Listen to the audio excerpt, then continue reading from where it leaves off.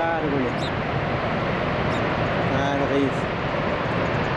O dönemler. Şimdi hakikaten var. Orada.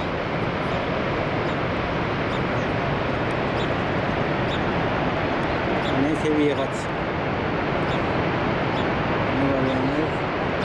Yakınına bakayım. Oradan ne?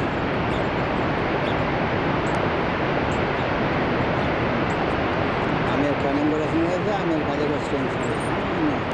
Amerika taraftan öyle demiş. Diğer taraftan söylesene Avrupa'dan öyle. Şu halde. New York mu lan orada?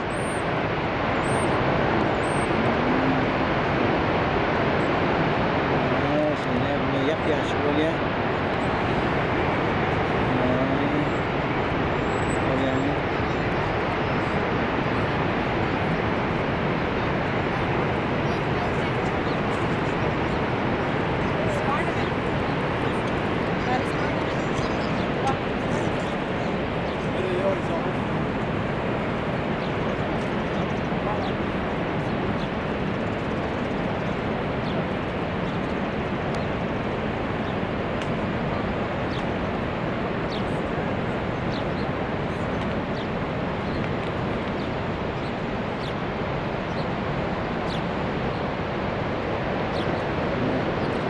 Burası parkta.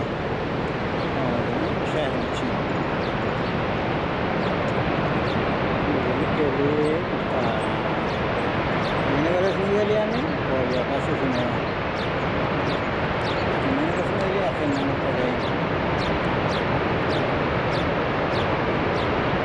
Yüzümü de tutacak. Şöyle bir yerde geçmiyorum.